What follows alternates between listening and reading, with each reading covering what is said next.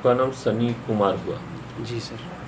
ये सनी का क्या अर्थ है? ये शनि सर, शनि का दो अर्थ मेनली हो सकता है कि सप्ताह का ये छठा दिन होता है और दूसरा सौर परिवार के सदस्यों में से एक है शनि।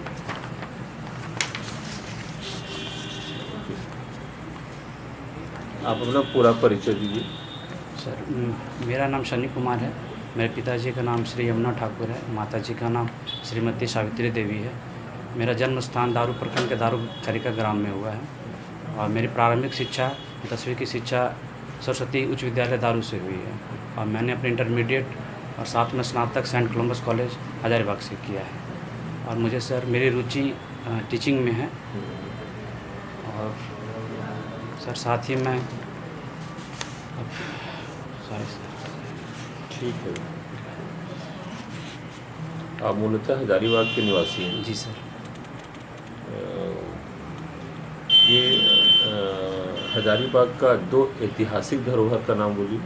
जी सर, बहरनपुर स्थित एक अभी बौद्ध प्रतिमा की खुदाई हुई है और साथ ही आप जानते जैसा कि इचाक के राजाओं का जो था राजधानी सिंह राजाओं का, वो एक ऐतिहासिक स्थल के नाम में गिना जाता है उसका।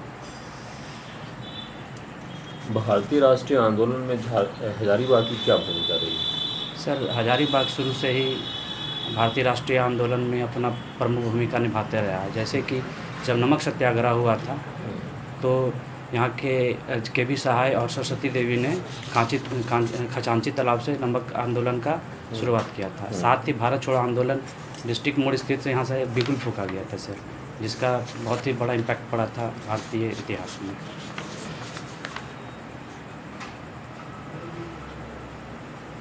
हजारीबाग किस लिए जाना जाता है? सामान्य में किस लिए फेमस है ये? सर हजारीबाग अपने विभिन्न कारणों से फेमस है। जैसे कि यहाँ शिक्षा की बहुत अच्छी स्थिति है, क्योंकि यहाँ आप हर तरह के विद्यालय से लेके अच्छे अच्छे कोचिंग संस्थान से लेके विनोबा यूनिवर्सिटी तक है और साथ में लॉ कॉलेज भी है सर। और यहाँ जयप्रकाश नारायण कारागार भी है और साथ में सर यहाँ पर आप BSF मेरू कैंप में भी है, पदमा स्थित पुलिस ट्रेनिंग सेंटर भी है सर। इस तरह हजारीबाग विभिन्न कारणों से जाना जाता है। लेकिन यदि सीधा सीधा कहा जाए तो हजारीबाग पूरे झारखंड में जी सर सामान्य वे में किस लिए जाना जाता है? यदि एक टर्म कहा जाए कि हजारीबाग बहुत किस लिए है प्रसिद्ध? सॉरी सर,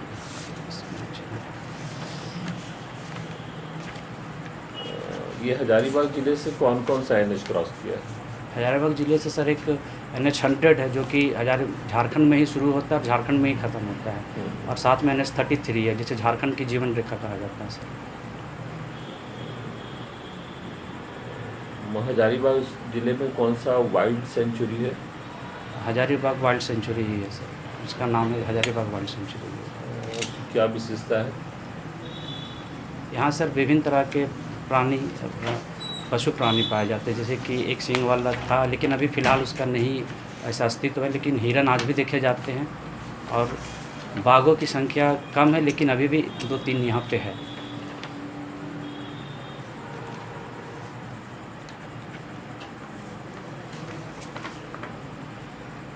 हाल में 2021 का नवीनतम वन रिपोर्ट आया है। जी सर। फॉरेस्ट रिपोर्ट आया है। उस फॉरेस्ट रिपोर्ट में ये हजारीबाग की स्थिति क्या है? सॉरी सर, मैं रिकॉल नहीं कर पा रहा।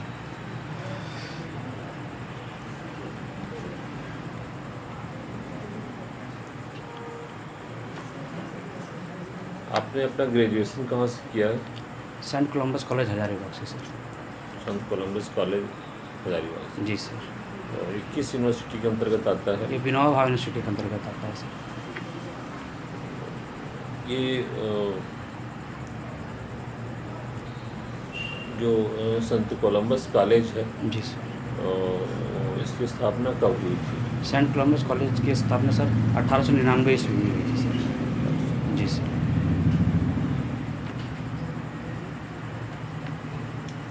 आपका विषय ऑनर्स इकोनॉमिक्स रहा है? जी सर।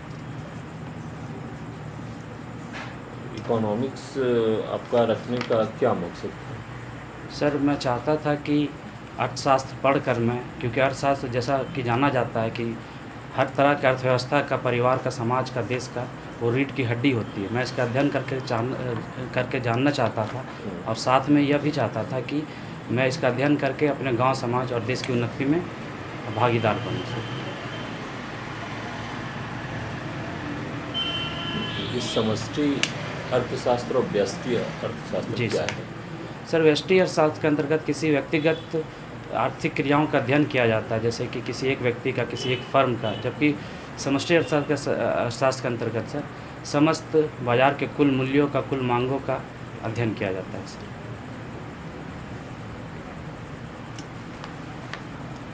ये इकोनॉमिक्स में ये निरपेक्ष गरीबी क्या है? निरपेक्ष गरीबी सर मुझे तो पूरी तरह से याद नहीं है, लेकिन आपकी इजाज़त हो तो मैं कोशिश कर सकता हूँ। बोलिए। सर, गरीबी के दो आयाम, एक सापेक्ष और एक निरपेक्ष गरीबी होती है। तो सापेक्ष गरीबी का तात्पर्य होता है तुलनात्मक रूप से गरीबी का अध्ययन करना, जबकि निरपेक्ष गरीबी का अर्थ होता है किसी से के साथ तुलना नहीं करके डायरेक्ट वे में उसका गरीबी का अध्ययन करना या जानकारी इकट्ठा करना। हाल ही में नीति आयोग जो है वो जी सर। बहुआयामी गरीबी निर्धनता सूचकांक जारी किया है। जी सर। उसमें झारखंड की स्थिति क्या है? सॉरी सर, मुझे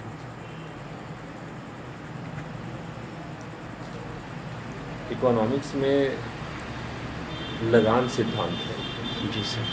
तो किसका दिया हुआ है? लगान सिद्धांत मूलतः दो आदमी का दिया हुआ, एक किन्सियन थ्योरी के अंतर्गत और एक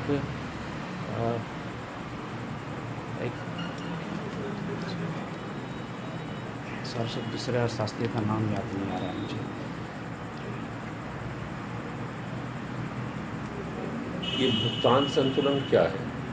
भुगतान संतुलन सर किसी अर्थव्यवस्था के कुल दिए गए मदों की आय व्यय से संबंधित स्थितियों को दर्शाता है कि कितनी मद का व्यय हुआ और कितनी मदों का आय हुआ है, और उसके अनुसार से जो आंकड़ा प्रस्तुत किया जाता है उसके अनुसार अध्ययन करके बताया जाता है कि स्थिति, भुगतान संतुलन की स्थिति क्या है।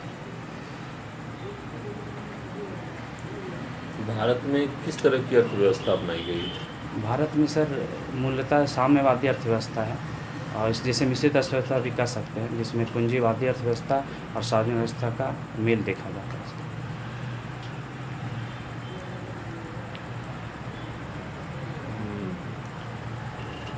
ये मिश्रित अर्थव्यवस्था में किसका आप मेल बोले? पूंजीवादी अर्थव्यवस्था सर, और एक जो सार्वजनिक अर्थव्यवस्था होता है, या वो उसका कुछ और नाम है सर जो मुझे याद नहीं आ पा रहा, उसका मेल होता है।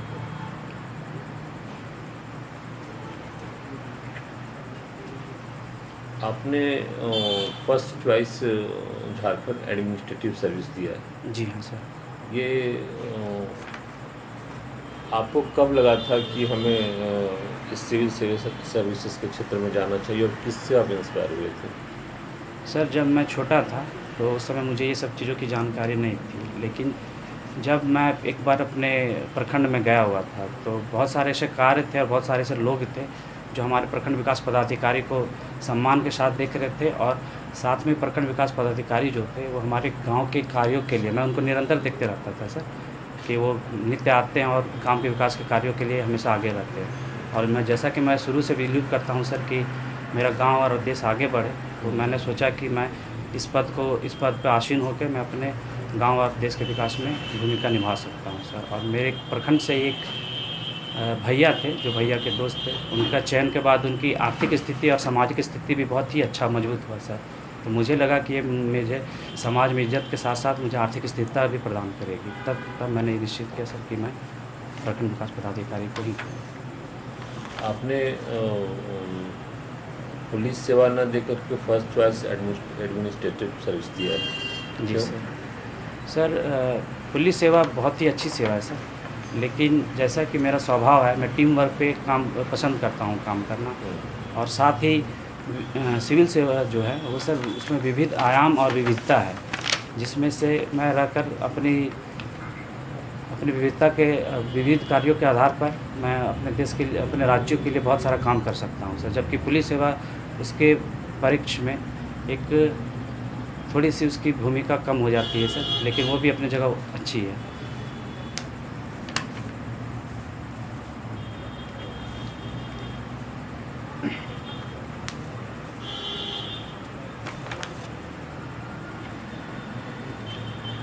हाल ही में झारखंड गवर्नमेंट जो है जी सर। वो 2 विधेयक पारित की थी। उसमें से एक विधेयक था मॉब लिंचिंग निवारण विधेयक। जी सर। ये मॉब लिंचिंग क्या है ये? जब किसी व्यक्ति की हत्या 2 या 2 से अधिक लोगों के द्वारा मिलकर किया जाए तो उसे मॉब लिंचिंग बोलते हैं सर।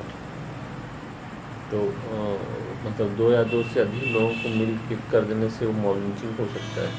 हाँ जी सर। वो जब 2 या 2 से अधिक लोगों के द्वारा किसी एक व्यक्ति की हत्या, एक से अधिक व्यक्ति की हत्या जब कर दी जाती है सर, तो उसे मॉब लिंचिंग की। ये झारखंड सरकार जो है ये क्या आवश्यकता पड़ गया था कि इसका बिल ला करके और इसे नियम बनाया जाए, कानून बनाया जाए? झारखंड सरकार सर, झारखंड में देखा जा रहा था कि नित्य प्रतिदिन इस तरह की घटनाएं घटित हो रही हैं। जैसे कि कुछ दिन पहले ही अभी कोडरमा में एक घटना घटी थी सर, रामगढ़ में घटना घटा था सर, और अभी हाल फिलहाल में भरी में रुपेश पांडे नामक युवक की हत्या ऐसे कर दी गई थी सर।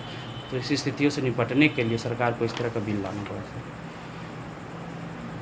ये बिल जो आया था उसको राज्यपाल वापस कर दिया। विधानसभा से पारित होने के बाद जब राज्यपाल के यहाँ गया तो राज्यपाल वापस कर दिया। क्यों कर दिए इसको वापस? सर सॉरी सर, मुझे इसकी जानकारी नहीं है सर। झारखंड सरकार ने हाल ही में सरना कोड जी को सर। पारित करके सेंट्रल गवर्नमेंट को भेजी। जी सर। ये सरना कोड क्या है? सर सरना कोड एक सरना धर्म से रिलेटेड है सर। ये सरना धर्म मानने वाले जो होते हैं वो तो ना तो हिंदुत्व को मानते हैं और ना ही अन्य किसी धर्म को। तो उनकी मांग है सर कि जो मेरा धर्म है उसकी अलग पहचान हो, क्योंकि वो प्रकृति के पूजक होते हैं। इसलिए उन्होंने सरना धर्म कोड की मांग की है ताकि उनका पहचान अलग धर्म के रूप में हो, किसी अन्य धर्मावली के रूप में नहीं। तो उससे क्या फ़ायदा होगा उन लोगों को यदि इसको मान्यता सेंट्रल गवर्नमेंट दे देती है, जनगणना में जोड़ देती है, तो क्या फ़ायदा होगा?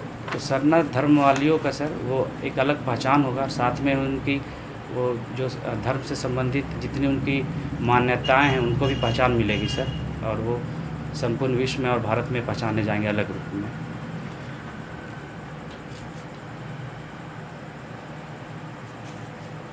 अभी हाल ही में जो केंद्र सरकार है, जी सर। वो आपने देखा हुआ कि हालिया कई शहरों में सांप्रदायिक दंगे हुए। जी सर। तो ये सांप्रदायिक दंगे क्यों हुए अचानक से इस तरह से? सर ये सांप्रदायिक जो दंगे हैं सर, 2 विभिन्न धर्मावलियों के या धर्म मानने वालों का आपसी मतभेद के कारण उत्पन्न हो गया था सर। लेकिन इन धर्मावलियों को विभिन्न तरह की आस्थाओं और विभिन्न तरह के मान्यताओं के बीच अवरोध का स्थिति है सर, विरोधाभास की स्थिति है। इसके कारण से ये उत्पन्न हो सका सर।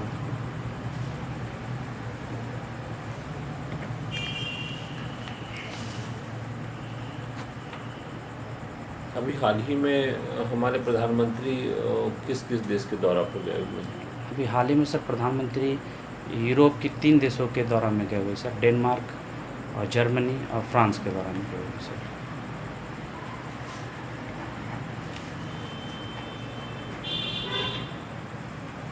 ये अभी आप दिख रहे होंगे रूस और यूक्रेन का विवाद।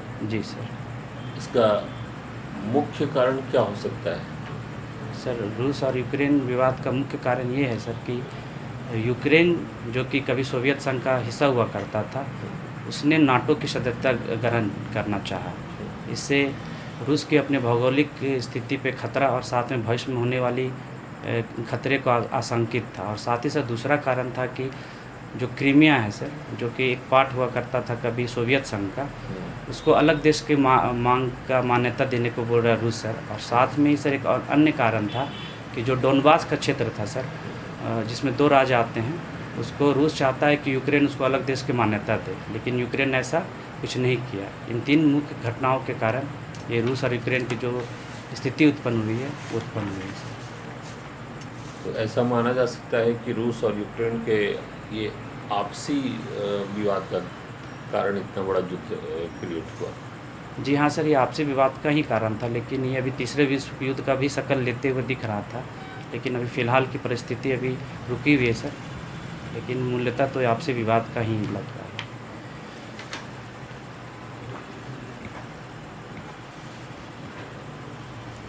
भारत अफ़गानिस्तान को दवाइयाँ भेज रहा है, खाद्य सामग्री भेज रहा है, जी सर। तो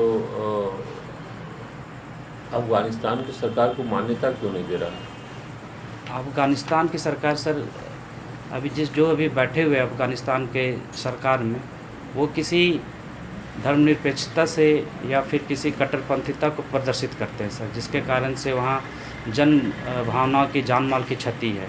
अगर उनको मान्यता दे दिया जाए तो वहाँ से लोकतंत्र बिल्कुल ही समाप्त हो जाएगा, जिसके कारण से आम जनता को बहुत परेशानी होगी, और ये विश्व शांति के लिए उचित नहीं है सर। इसलिए सर भारत सरकार उस सरकार को मान्यता नहीं दी है।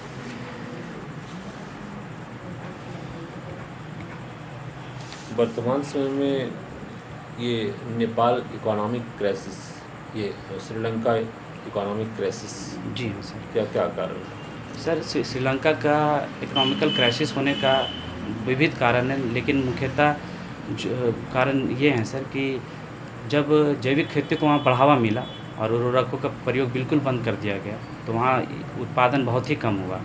दूसरा कारण ये था सर कि श्रीलंका एक आइलैंड है सर, तो कोरोना के कारण वहाँ पर्यटकों की संख्या कम हो गई, जिसका भी उसका बहुत ही नुकसान हुआ। तीसरा कारण था सर कि श्रीलंका ने एशियन डेवलपमेंट बैंक से और साथ ही चीन से बहुत उच्च दर पर ब्याज ले रखा था, जिसका वो अभी तक वो जमा नहीं कर पाया ब्याज सर। और साथ ही सर जो एक ही परिवार के जो सदस्य थे वहाँ के राज्य में या सरकार में आ रहे, ये 4 मुख्यतः कारण सर मुझे लगता है कि एक कारण है सर जो श्रीलंका का जो क्राइसिस हुआ है सर, इकोनॉमिकल क्राइसिस। तो एक ही परिवार के 4 लोगों के आने से क्राइसिस के इकोनॉमिक क्राइसिस कैसे हो जाएगा? इकोनॉमिकल क्राइसिस का सर एक घटक है सर, क्योंकि उस जो चारों सदस्य हैं या फिर जो एक ही परिवार के सदस्य आ रहे हैं, तो उनमें वो भावना नहीं रही कि देश की सेवा किया जाए, और साथ ही साथ वो एक ही नीति को आगे बढ़ा रहे हैं, जिसके कारण से उनको इस तरह का विविध होना पड़ा।